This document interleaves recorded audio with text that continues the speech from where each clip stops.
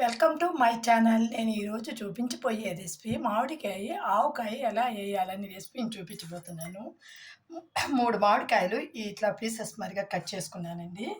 దాంట్లో మనము మిరప్పొడి వేస్తున్నాను చూడండి. దానికి కావాల్సిన కారం అన్నమాట.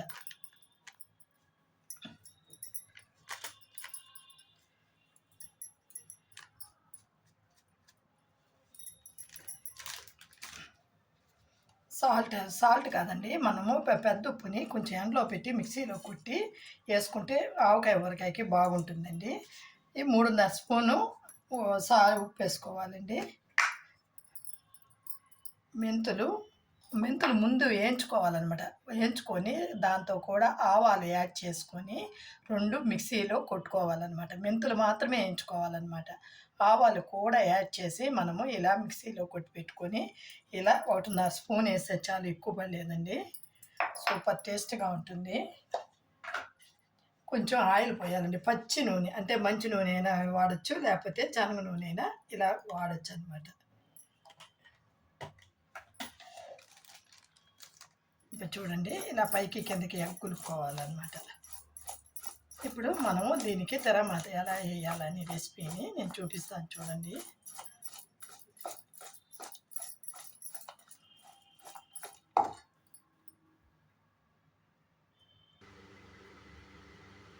ఆయిల్ నేను కడాయి పెట్టుకున్నానండి. కడాయిలో ఆవకాయకి కావాల్సిన ఆయిల్, కొంచెం ఆయిల్ ఎక్కువ పడుతుందండి. 3 గంటల ఆయిల్ పోయాలండి, లేకపోతే ఆయిల్ తేలితేనే ఆవకాయకి బాగుంటుందన్నమాట. ఆయిల్ కాయిపోయింది, నేను ఆవాలు వేస్తున్నాను చూడండి. ఆవాలు, 1 స్పూన్ పసుపు పొడి, ఇంగు వేస్తున్నాను చూడండి. ఈ చిట్లిన తర్వాత ఆపేసి ఆరిన తర్వాత మనం కట్ చేసుకున్న మిరప్పొడి, పసుపు పొడి ఇవన్నీ వేసాం కదా ఆవకాయలో, దాంట్లో నేను యాడ్ చేస్తాను చూడండి. చిట్లిపోయింది, ఆవాలు బాగా చిట్లిపోయింది. ఆరిన తర్వాత ఆవకాయ ఊరగాయలో పోస్తాను.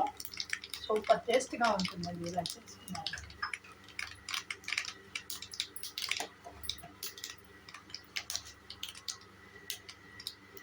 ఆవాలు వేగిపోయిందండి, నేను ఆపేస్తున్నాను. బాగా ఆరిన తర్వాత మళ్ళీ ఆవకాయలో నేను కట్ చేసి పెట్టుకున్న ముక్కల్లో ఆరిన తర్వాతే పోయాలండి, లేకపోతే దెబ్బలు గట్టిగా ఉండవు.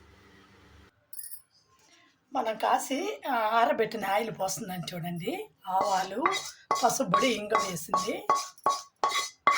ఆరబెట్టే పోయాలండి, లేకపోతే దెబ్బ మెత్తబడిపోతుంది అనమాట, గట్టిగా ఉండదు.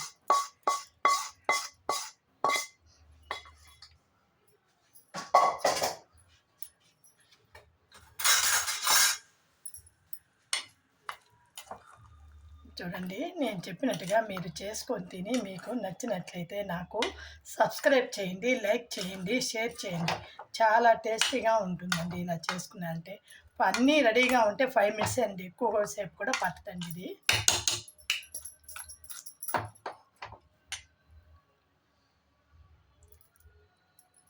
అన్నీ బాగున్నాయండి, సూపర్గా ఉంది. నేను చెప్పినట్టు చేసుకొని తిని చూడండి మీరు.